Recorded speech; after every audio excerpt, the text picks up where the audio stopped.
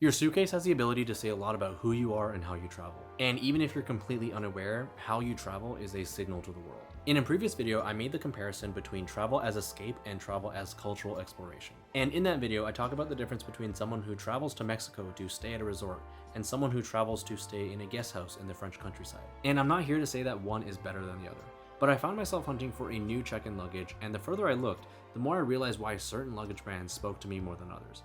And it has very little to do with the bag itself. So in my search, I found myself looking for a bag that was good quality, was aesthetically pleasing, and was from a brand that I knew and trusted. And I didn't really have a budget in mind. I just wanted something that could hold my clothes, my shoes, and my camera equipment. And I ultimately ended up settling on this trunk from Remova. But I later realized it was their understanding of sociology and consumer psychology that got me to buy, not actually anything to do with the bag itself.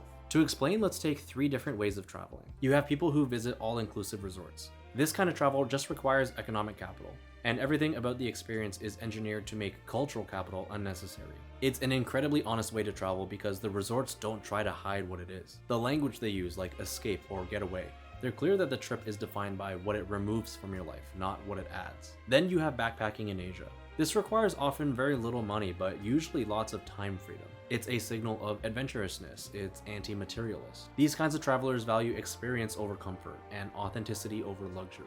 Sleeping in hostels, taking overnight buses. They're choosing a sense of precarity, but this is actually a signal of someone with a secure foundation at home, since they can experience poverty-adjacent living as liberation rather than a threat. Then you have travel for cultural exploration, which requires less economic capital than most would assume, but lots more cultural capital. Because to experience a place authentically, it's best you know which villages to stay in, or which markets to visit. Or even better, you have social capital in these places where your connections can act as local curators for what's actually worth your time, completely outside of any algorithm. And each of these 3 travelers has a completely different self-concept. And the brands that win are the ones that understand which self-concept their customer holds and speak directly to it. This is why I felt like Remova's messaging spoke to me a lot more than the other brands I was looking at. The fantasy they sell to their customers is one where someone has complete freedom of location, travels to experience culture, meets with friends in different countries. I didn't want to look like a consultant on the way to a quarterly review, which is where I felt Tumi was at, and I definitely wasn't buying one of these. Even though Remova's pretty mainstream, I do think they've carved out something specific.